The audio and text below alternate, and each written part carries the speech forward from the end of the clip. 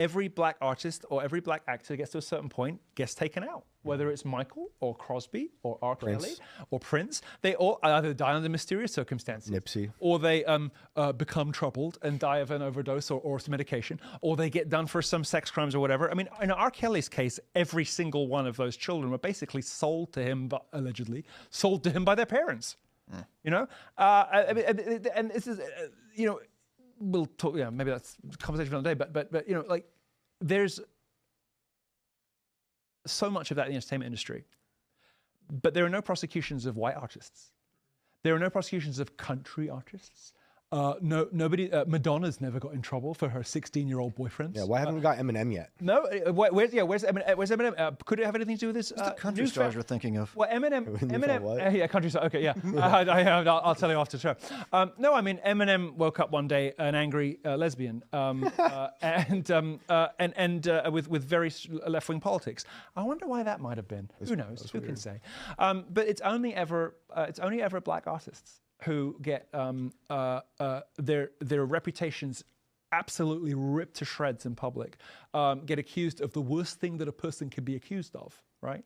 And always when they get a little bit too big for their boots, a little bit too outspoken, a little bit too edgy, or a little bit too quote-unquote uncontrollable, when they won't take their meds, when they won't do as they're told, when they won't shut up about Israel, when they won't shut up about contracts, when they won't do as the establishment and as the architecture, the machinery of the industry wants them to do, suddenly they're guilty of underage sex with kids, people trafficking, all the rest of it. Well, I mean, maybe the truth is that the whole industry does it. Maybe the truth is that nobody does it, probably closer to the first one. But these selective prosecutions, I'm not a big like civil rights, let's defend black people for the sake of it guy. You know, I don't even really care for the music that much. I like Ye as a singular instance because he's an artist in a slightly different league and a different caliber than the rest of them. I don't really listen to the music from the rest of that genre, to be honest with you. But even I cannot deny that the prosecutions are targeted, selective, and gruesomely unfair in the way that they are played out in public, and the manner in which the juries are tainted and poisoned beforehand. But you know, this guy's like on trial, and Netflix decides that. I mean, come on. They murdered Michael Jackson. 100%. And they murdered someone gave Prince fentanyl. They murdered Michael Jackson after he started talking about Jews. And I'm not going to say that what he said about them was right or wrong or whatever, but it is a fact of history that, first of all, they released the recordings of a phone call where he was complaining about Jews in some not very pleasant language. And I think he had a similar problem with Jewish people, that sort of universalized to Jewish people in general, which some people will certainly think is unreasonable and unfair.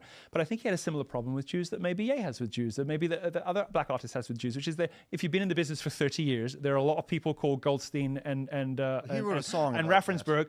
Yeah. Michael Jackson's We can't use those lyrics. No, we can't use that lyrics. But you know, there for 30 years, there have been certain surnames on the contracts that you find out 2 years later, actually, oh, you can't do that, and we own this, right? After 30 years of it, you start to think, well, maybe it's all of them.